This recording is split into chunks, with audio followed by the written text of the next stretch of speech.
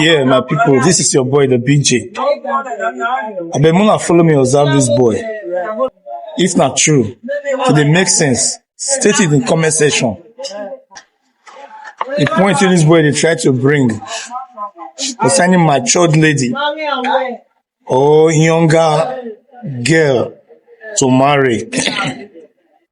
State your opinion in the comment section. If you go and pick a little boy of 14, 15, 16 years to do bonny for you, you discover that the boy have high tendency of always taking corrections from you with open heart.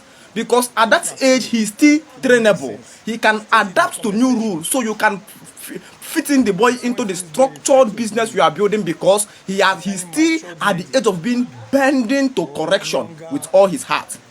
Now imagine when you go and pick a young man of 30 years, 35 years to come and do boy to you. When you are trying to correct the person, the young man will be thinking you are insulting him.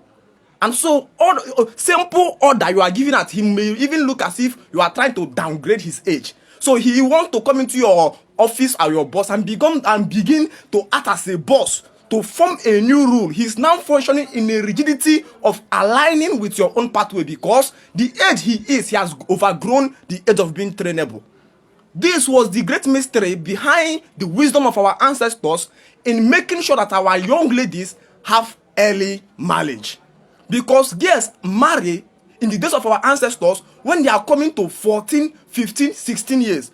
They go to a man's house. At this age, they are still trainable.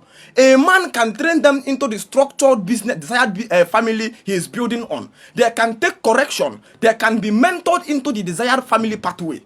And so marriage is actually instituted between a matured man and a young lady who can still take correction to come into the pathways of the answer. The problem today is that we allow our girls to come to 28, 29, 30 years before we are trying to bring them into marriage. And at this age, they have overgrown being trainable. And so simple instructions you are giving your wife now look as an insult. And so when you talk, the young lady is just looking at you like this. Look at this one. He's now seeing you as his age mate. And on account of that, he has overgrown humility.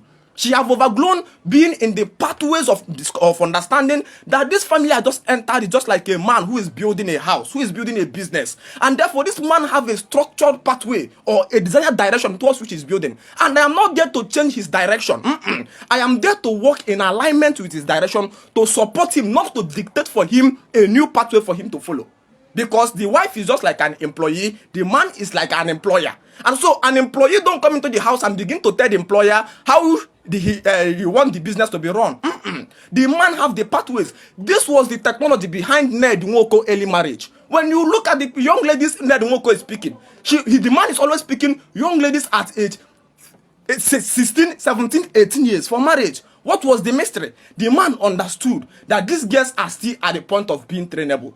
Second thing that makes our ancestors to enact the project of early marriage is because they understood that sexual hormones in human bodies are naturally activated at a certain age. So while these girls are coming to age 14, 15, 16 years, these things are aroused in their body, and if these feelings are not arrested immediately, there we go into prostitution. So while the young lady is coming to 15, 16 years, that time she will have that sexual order which says, this is your husband, or go and find your husband. And automatically the girl enters her husband's house. Today, a Christian ideology came and an education system came which will put the girls in the school and be doing all kind of nonsense. The girl enters 20, 23, 24, 25, 26, 27. And you are coming to tell the girl about sexual morality. You are coming to tell the girl about abstinence. You are coming to tell the girl about this. You know this, you are just trying to force the girl to work against nature. And that is why the Christians will always tell you that a natural man cannot understand the things of the spirit, because the whole ideology of Christianity is against nature. And when they discover that they have actually mesmerized the girls, they will now tell them to use condom. Why? Because they have tried to work against the natural way that the ancestors laid down together to make sure that these girls' sexual hormones are arrested at early age. Even as a young boy growing, in your grandfather's lineage, a time comes, the man know that now you have started feeling sexual urge. The man says, this is your wife. He want to arrest that sexual hormone in you at early age. But today, an education system has been made available which will galvanize the boys, and then obeying some kind of constraining and restraining force against nature, and therefore that is the reason why most of our girls today are prostitutes in the university. Because as long as these people, they are trying all their possible ways, but this is natural. And so we produce these girls who are prostitutes in all directions. Again, this is the technology behind Ned Nwoko always picking young ladies at marriage. Today, a young African woman is ready to take her husband to Abuja to go and do IVF. The cost of doing IVF is 5 million naira. And for what reason? Because they are looking for children. Now, this man go and pick a young lady of 17, 18 years and marry, and then you will discover why your ancestors or your grandmothers give birth to 10, 15 kids without the help of a doctor.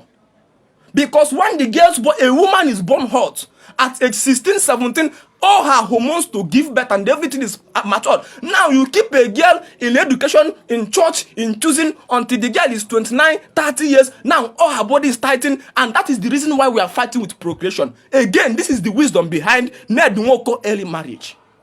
This is the wisdom of our ancestors, that the ancestors' ways is that they understood nature. They understood the principle of life. They knew that this is the pathway to make a man to find expression. And they understand that for a girl to sleep outside before she is married have grave consequences, not because anybody is going to hellfire, but that the girl that have started sleeping outside before marriage, we found it difficult to be royal under a man when she married. So before this feeling that will cause this girl to start misbehaving, we arose in that place, they have already said, this is your husband. And so you can see in this similitude, women are learned humility.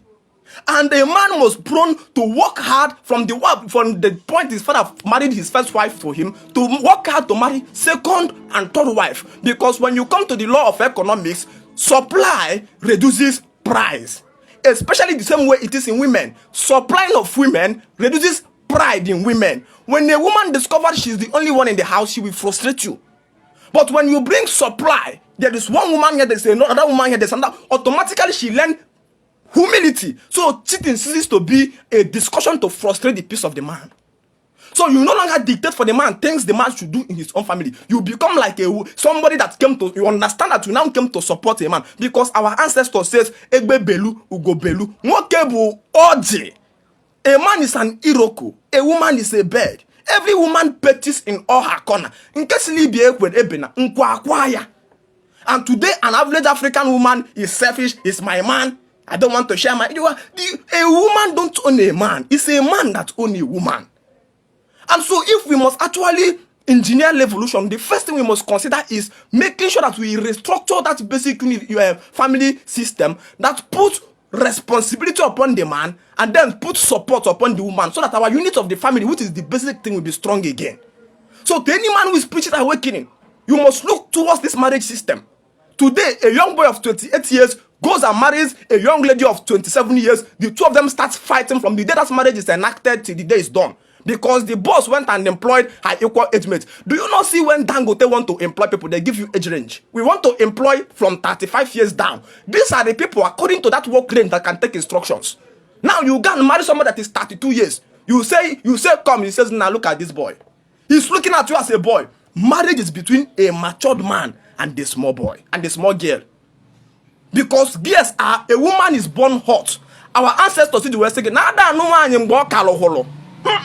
You don't marry a woman when she's old. You know that the hormones in her body is activated at a particular time, and if not arrested, she will automatically go away, deviate from that way, and she will be exposed, because overexposure destroys a woman. The more a woman knows, the more she cleaves to dominance. So we must cleave in all sincerity to restructure our marriage system so that African family can experience stability, unity, love, responsibility, because it was from that pathway that we can begin to engineer the desired nation that we want to.